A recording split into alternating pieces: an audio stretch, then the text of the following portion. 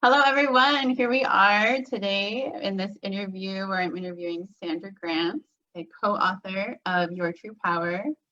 And I'm just fiddling here with Zoom and getting myself back here so where I can see us together. Welcome, Sandy. Welcome. Thank you. I'll introduce Sandy. So Sandra Ann Grant is a Life Transformed Advanced Certified Coach and co-author of Your True Power, the Key to Your Amazing Life. From a corporate background in finance and systems, she draws on over 28 years experience as a teacher, trainer, coach, mentor, also water polo at an international level and professional dance, and her own personal hardships to empower you to live a life of infinite possibilities. Sandra helps ambitious, intuitive, creative women use their voice to share stories, opinions, and insights, correct and create strategies, make more money, and get more work done doing less by connecting to the stillness and the inner wisdom so they can reclaim joy, aliveness, play, and a life worth celebrating. And Sandra offers one-to-one packages and sessions on the phone and online. Yeah, so awesome. Thank you. Thank you for introducing all of that. Yeah, it's beautiful. And today we're here to play in this topic of the power of your self-talk, which is so interesting. I love it. I know it's so important. So I'm super excited to be here to share about it with you. And so what, if you want to start by sharing why you chose the topic. Okay, so self-talk is the things that you're telling yourself all the time. And sometimes you're aware of it and sometimes you're not. Sometimes it's out loud and sometimes it's just running around in your head. And I found out at a very young age, like early teens, maybe I didn't realize it at the time, but on reflection, that I was doing a lot of negative self-talk. I was a competitive swimmer and it'd get to the start of the race and I'd be saying, oh, well, you'll come first, you'll come second, you'll come third, and, you know, I'm not going to come anywhere type of thing. And years later, when I was more aware and realized that I'd actually made that happen, that I didn't win perhaps as often as I could have, and that I could go flat out in a race and not even feel like I'd swum a race, still had so much gas left in the tank, that I thought, well, how can I use this and turn it around? Yeah. And so I had a corporate background, and then my first child came along and I thought, well, I don't really want to be working the hours that I had in corporate. I went to teach at university, and it's a little bit daunting when you're walking into a lecture theatre of 300 plus people. And so I used to say to myself on the walk down to the lecture theatre, I'm happy, confident, and successful in all I do. And I just say that to myself, you know, sort of whisper it a few times, and that seemed to help. And I'd also be doing tutorials, and a student came up to me one particular day and she said, oh, I've got to do this presentation and I'm so nervous. And I told her that what I said, you know, I'm happy, confident, and successful in all I do. And the next week she came back and I said, did you try that? She went, oh yes. She said, the mind is very gullible, isn't it?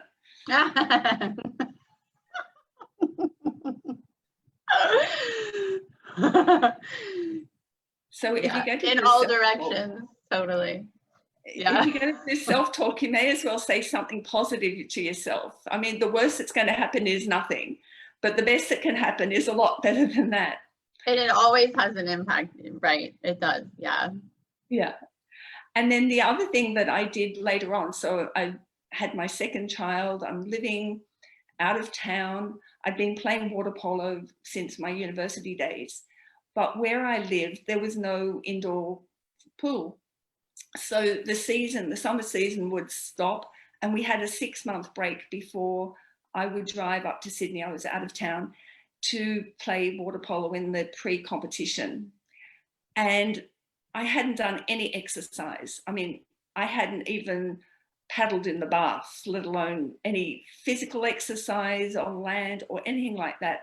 But on the drive, which was about an hour or so, I said to myself over and over aloud, I'm strong, fit and healthy and playing my best water polo ever.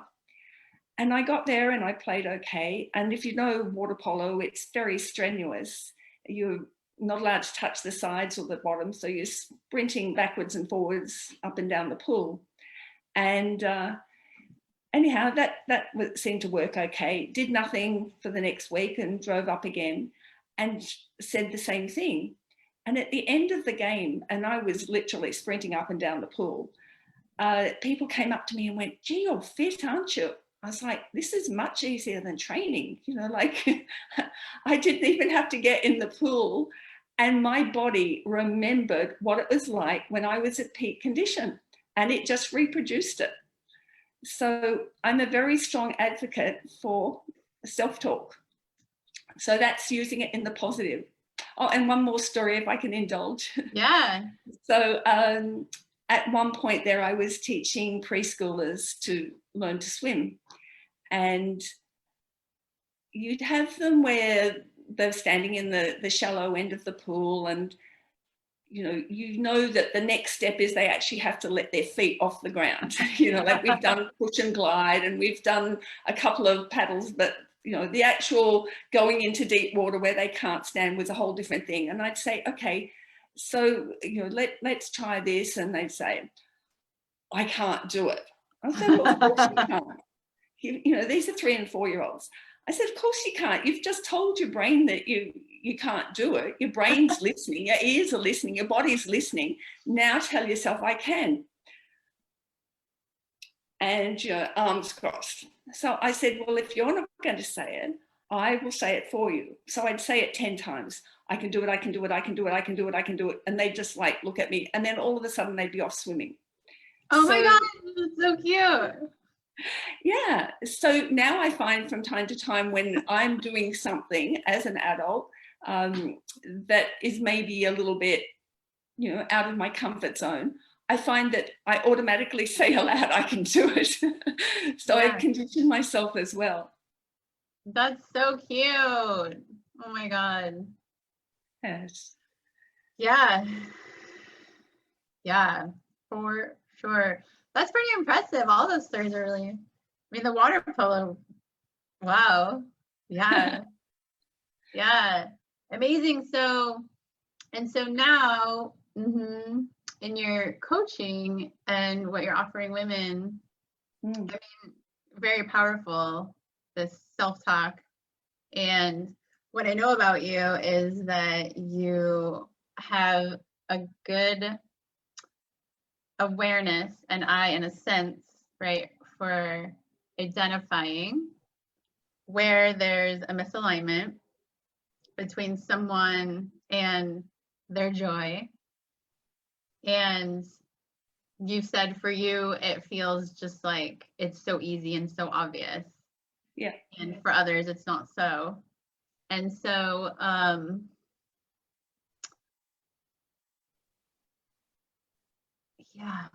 yeah, I just wanted to share that and say that.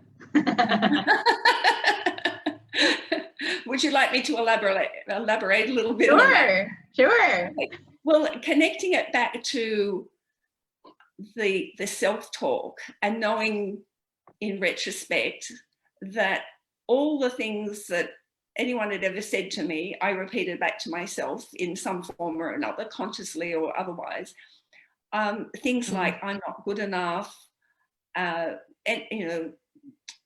anything that's sort of negative that wasn't empowering. And so that's what inspired me to start Sandy Empowers, because it's like, well, let's turn around all the stuff that I've done in my life and turn it around and empower myself, first of all. And then because I've empowered myself, and the natural teacher in me can't help but share that, then it goes into the coaching side of it. So yes, one of my my gifts is to identify the core issue. It's like a laser focus. It's like it jumps out at me like, you know, it's got a big flashing light or something on it. And so I'm able to identify that, whether or not the person has said it, or it might not be that they're aware of it even themselves, but whatever it is that they're saying, and also with my intuitive abilities, I guess that it comes together, and I seem to be able to either maybe not even identify it in words, but ask the question so that the client can identify it. Right. Right. Yeah, exactly. And then I remember you saying also that the past doesn't determine the future. And again, with this self-talk. Yeah. Right. I mean, so much of our limitation that we've experienced is because we learned it. We learned to think of ourselves as limited. Totally not true. But just like the little kids at the pool, you know, I can't do that. And then there we are, just living in a small box, right? Exactly. Yeah. I think once you've experienced that, oh, I can do it, like that's when their joy comes out, because that's what I'm here to bring, apparently, is joy. And usually people don't come to a coach because, oh, I want some joy, but they have a whole lot of stuff that's hiding the joy. So right. It's a matter of removing what's covering it up, letting that go, helping them to let that go. Because it's not my job to save, fix, rescue, heal, or whatever with the client, but to make them aware of things so that they can choose or not. I mean, ultimately, we all have free will, and we can choose that we're going to take action to change something, or we don't. Yeah. And then I think for me, what's coming up is like this concept of how what we said in the beginning is that woman when you were a professor, and she said, yes, I tried it, and isn't the brain so gullible? Yes. And then when you were talking about women coming to you really ultimately because their underlying desire is more joy, even though I know it's so funny how people, well, it makes sense, right? We don't see ourselves very clearly, and we go to get assistance with that. So what I'm aware of, though, and I'm curious, right, to hear you speak about it, is kind of this, I feel like people tend to get lost in what's true, right? Because they believe the conditioning of this negative self-talk, right? And then there's this way that people try to maybe put on a shiny face and try this positive thing. But I know that the work you do is much deeper than that. And so what I'm kind of pointing to is a deeper stability for people of like what's already there, right? Like you said, the joy is already there. It's being covered up. And we get lost in identifying with that negative vantage or viewpoint when really it's just a false. So yeah, and one of the things that was life-changing for me when I started doing this work, when I started doing the coaching program, was one statement that said that we basically pick up, we're like antennae, and we're picking up the broadcast of the global soup of all thoughts, all words, all thoughts that are, you know, in the air, like just like you pick up a TV or radio or something else through Wi-Fi. You are, particularly when you're an empath, when you're sensitive, when you're aware, you're picking up all of this stuff all of the time.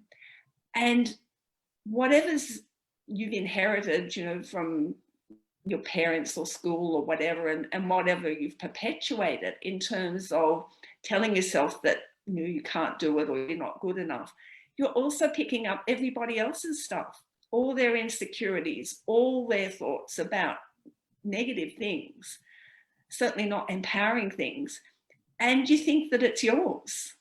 And so what I've learned to do is say, is that mine? And if it's not mine, well, I'm not having it. And another aspect of that is to disconnect. And one of the tools that I've offered as part of the Your True Power book, for people who purchase it automatically get the toolkit, is to disconnect from this global soup of negative stuff and come back to being you, so you can identify what's yours, who you are, and not assume that it's yours because you just happen to pick it up. Exactly. Yes. It's so important. It's so important, because otherwise we get lost in this illusion. So that's the tool. Is that the tool that you submitted into the book? That's part of the toolkit. So in the book, just for the benefit of the listeners, so we've got the 14 transformational stories, true stories of people who have turned their life around. And you made the comment earlier about the past doesn't define the future. We're proof of that. We're proof that whatever you've inherited, whatever you've grown up in, whatever you've taken on, and whatever you've picked up from that global conscious soup of negativity, that is not all there is. That doesn't define you, and that's not the ultimate ending, because you can choose your way out of it. You can say, well, is that true? No. Or do I want that? No. What do I choose differently? So you've got those 14 transformational true stories. Then you've got the bonuses. Each co-author has provided a bonus. And then on top of that, there's a downloadable toolkit, which we've each contributed something that's helped us along the way. So much to share from that. Yeah. Yeah. What are some other, I'm curious, you know, some other sort of tools or just things that you have found that have been really effective for people, because you've taught and mentored and coached, and you've been in all these different positions, right? And then yourself, and I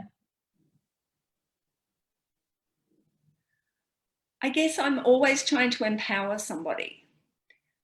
And because I've got that knack of seeing where they're stuck, then I'm lucky. I think also part of my gift is that I am intuitive, and I'm guided about what to say or how to present something that will help that person at that particular point in time. So it's not like it's a one size fits all. It's not like I come up with the same thing every time. That's right. Yeah. And part of what's helped me and how I can help other people now, in that bio that you read out, is about getting more done in less time and with less effort, so that you can be more productive and can make more money potentially, if that's what you want to do. But it's creating space. It's creating space, first of all, from whatever negative things that you've been telling yourself or someone else has told you. Because if you think back when you're younger, if someone keeps telling you you're stupid, you're stupid, you're stupid, you eventually start to be stupid because that's what you've taken on. But what I found was creating the space, so letting go of the negative stuff, creating space and allowing my inner wisdom to tune in. And for me, I've developed it, and part of this was through Julia Cameron's book, The Artist's Way. Are you familiar with that? No.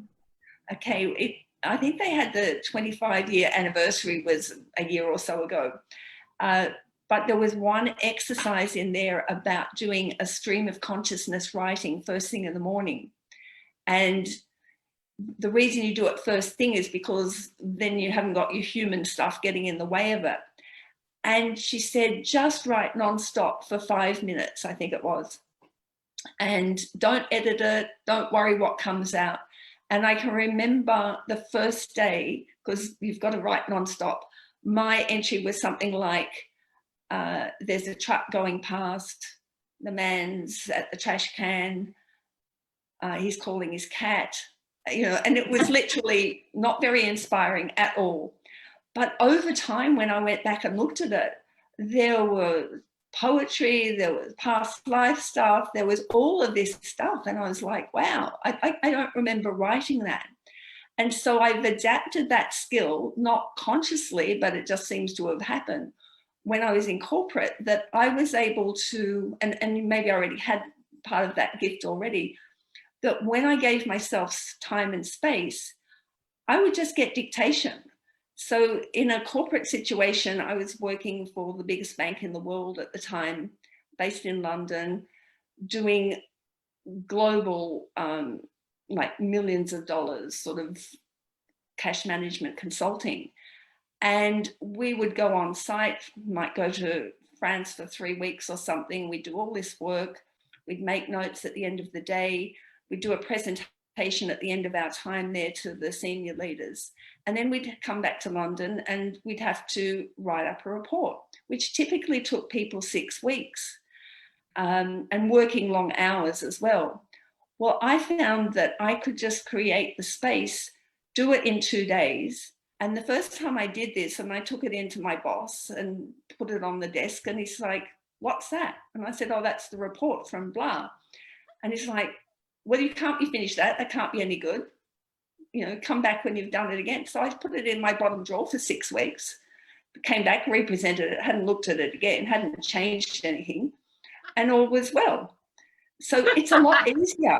You know, if you want to be productive or lazy, depending which way you want to look at it, it's like, let's just do it. How easy can we make it? And my mantra that I've been using for the last few years is, I wonder how I can make the biggest difference with the least amount of effort whilst having the most fun for the highest good of all, including myself.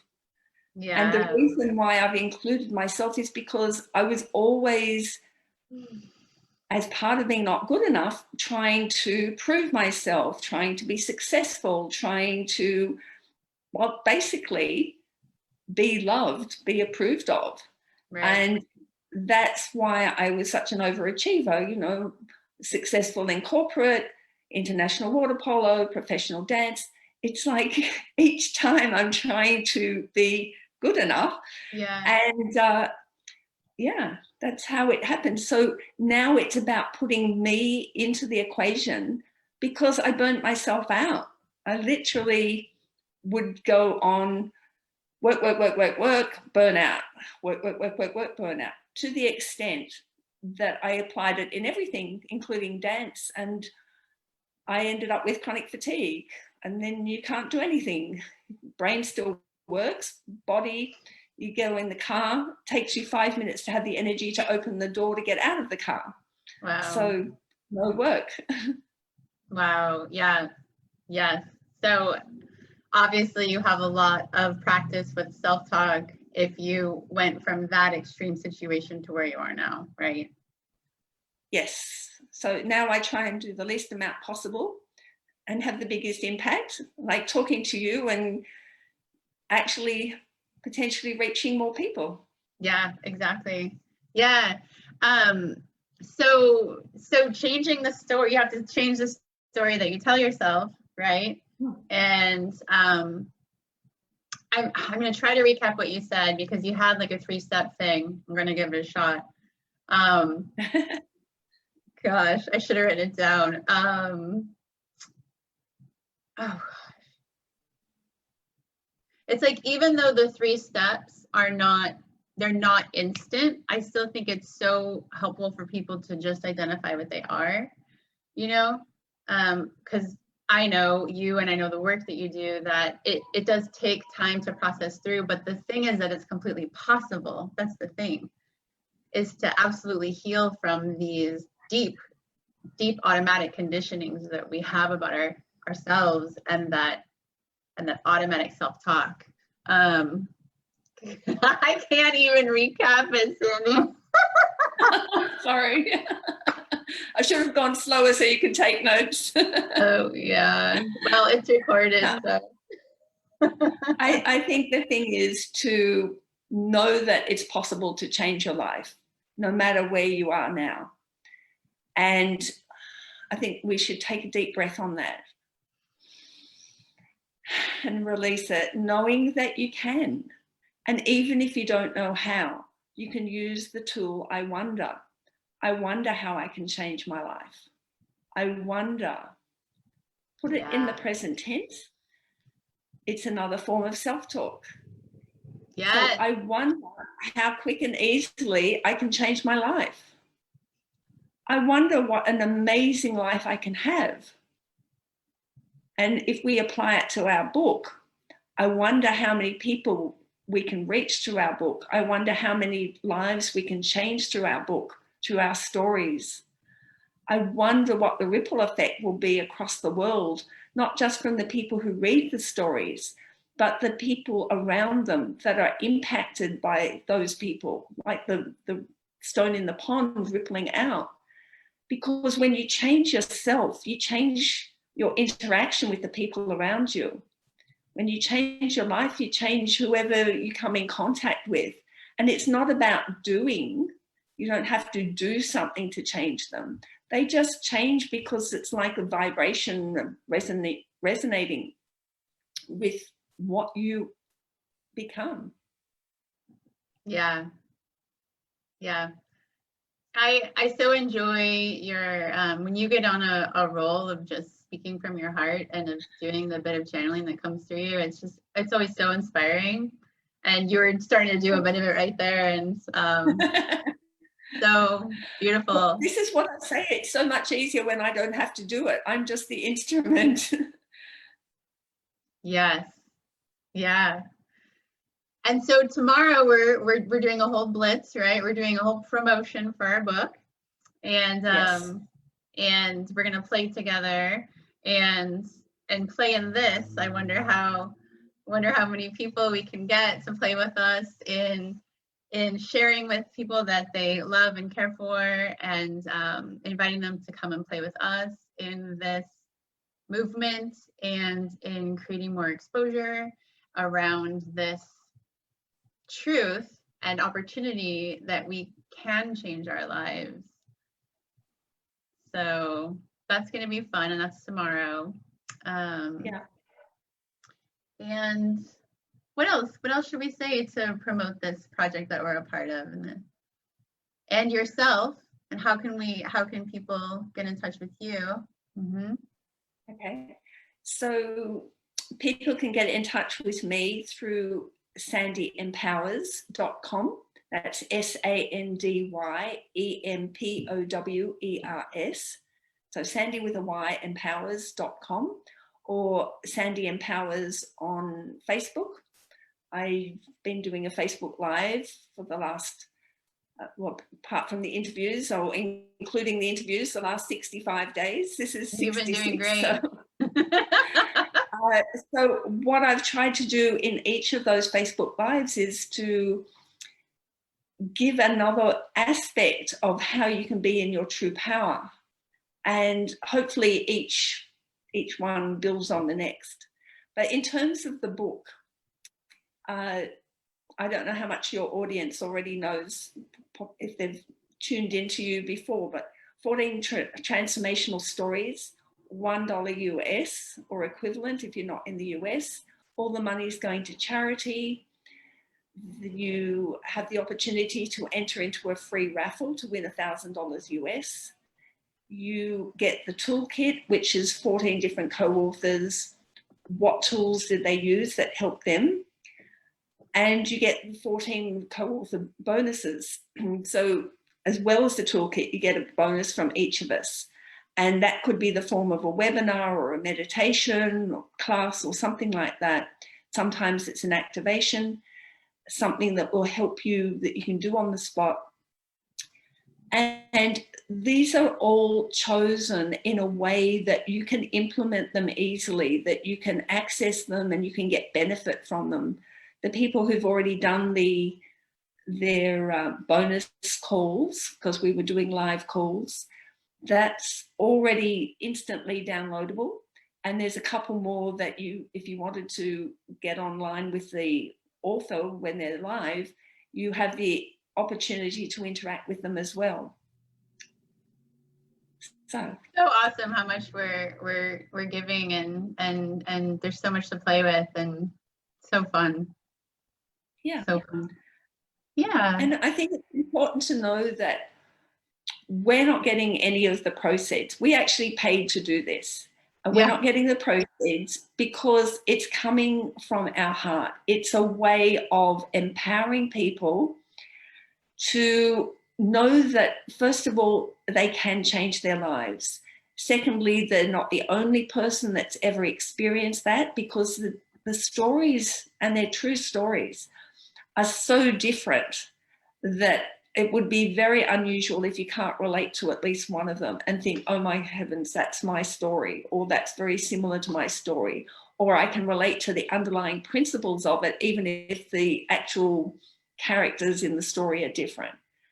And so what we want to do is to spread that message, because we want people to be inspired and to have hope and to know that they can change, that they're not stuck with this.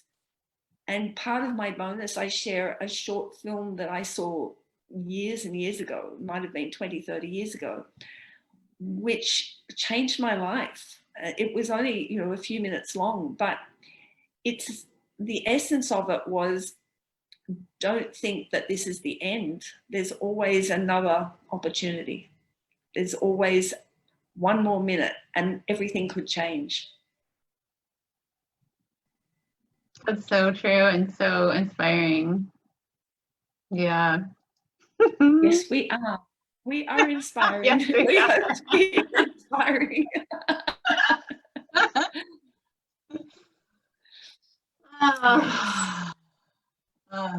It's so beautiful. It's such a relief. It's so fun to play in all this with you and with the other authors, and such a journey. Is there anything else that you? Yeah. And it continues. Didn't it write another book about the journey of writing the book and all that came with it? Yeah, totally. Yeah, we could all do a like a editor's behind the scenes thing. At least we should at least do an interview with all of us and do some behind the scenes sharing. Yeah.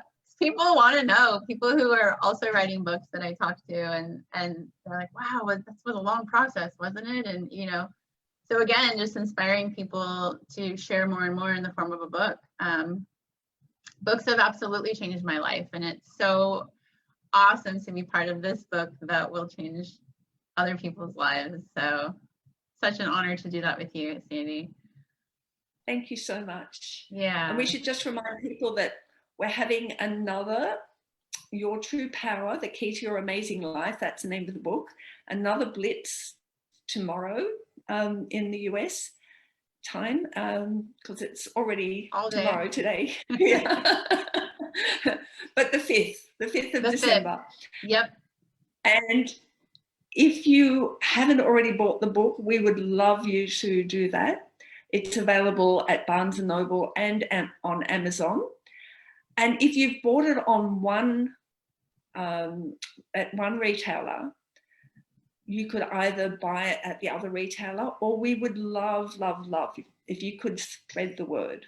If you could find somebody who likes to read true stories, likes to read about transformation, wants to do some self-help, who wants to give to charity, who wants to just support us because they enjoyed this interview. Whatever the reason is, or maybe you just want to win the $1,000 US by entering the raffle. We don't mind. But if you can find some other people that you can inspire, hopefully from listening to us now, then we would be very, very grateful, because that's how you can be part of spreading the ripples, like the stone in the pond, and spreading the message, because we want it to go worldwide. Yeah. We're here to change the world, even though we're not here to say, fix, change, or heal, but indirectly, we want people to know that there is something more, and that they are enough, that they are loved, that they are here for a purpose. And even if they may not know what that purpose is, it would be so sad if they weren't able to fulfill it because they didn't get the mess off the surface that was hiding what they're here to bring. Mm-hmm. Yep. We're leading by example. We're leading by example. It's so powerful to see that someone has done something that we think might be impossible. I've had that in my life, and I'm so grateful for it. Yep. Yeah. And your story is so powerful. It's like, wow. Yeah. And I think the thing is too that people don't, they'll look at us and they don't believe that we've ever had issues in our life. Yeah. Which is quite funny when we know what the issues have been. It's quite interesting for me because I've worked in the same job for almost 10 years now. And so and it's a very visible job, and with the whole community. And I actually went through that whole time that I write about in my chapter. Wow. In front of the whole community, and I couldn't work for 3 months, and I left. But even when I went back to work, I really was barely able to be there. And I went from super high functioning, really high functioning, to barely functioning. And so actually for me, it's really interesting because people saw me before and during, and they see me now. It's very surreal. And so I actually get to be an example just by being there at work and being myself. Yeah. So thanks for reminding me of that, because again, like, we don't have to do anything, we just be ourselves. And that's right. Yeah. We when we shine our light, we impact the people around us. And with this topic that you're talking about, well, go ahead. Sorry, I was going to say, it's a bit like the lighthouse. The lighthouse is just standing there. It's not going to people. It's not doing anything than what it's there for, which is to shine its light. Mm-hmm. And yet it's shining its light to steer ships out of danger. It's shining its light to represent the power that it is. But it's just being what it is. It's just there to shine its light. It's not there to go and do something or change something or anything like that. It's just being. And that's what we are. Yeah. And then with this self-talk piece, and the power of that, it's being able to shift that so that we're actually kind of stoking that lighthouse and feeding that, so that we get to shine our light rather than dimming it down. Totally. Yeah. Yeah. Yeah. And I just wanted to make a caveat. I mean, I've given you examples where the transformation has been pretty much instant. And sometimes stuff that's more ingrained takes a little bit more than just talking about it. So we're not dismissing the depth of what people have been through. Oh, no. There is emotional stuff that's in the way that needs to come out as well, but it's certainly not going to hurt you to start playing around with this and go, I wonder, how great my life could be. I wonder how quickly it could happen. I wonder how easy it could be, whatever it is. Because I wonder is an invitation to the universe to deliver. It's a little bit different from an affirmation where you're saying, I'm rich, I'm rich, I'm rich. And your mind's going, no, you're not, no, you're not. It's like, oh, I wonder how abundant I could be. And just on that, one of the things that I do and I know you're in a different season, but we've just come spring into summer here in Australia, is we have all these beautiful flowering trees and plants and things like that. So we'll have the wattle and the bottle brush and the blossoms, beautiful pink blossoms, and then jacarandas, which is this beautiful purple blue color, and now gardenias everywhere. And every time I see something that's laden with these flowers, I just say, thank you for the abundance, thank you for the abundance, thank you for the abundance, always a minimum of 3 times. And then that becomes a habit as well. And it's, the brain is not going to distinguish between abundance of flowers and abundance of money and other resources. So it's, again, it's another really quick and easy self-talk that you can add to your arsenal.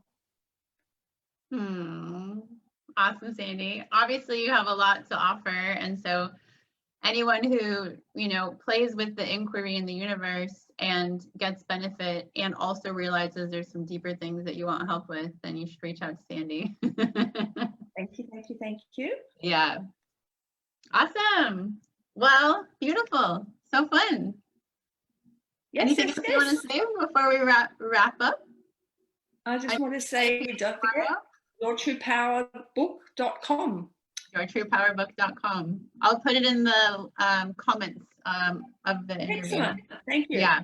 And thank you so much for inviting me on. And thank you to everyone who's watching and listening live or in the future. Really appreciate your time. Beautiful. Thank you, Sandy. Thank you, everyone. Bye. Bye.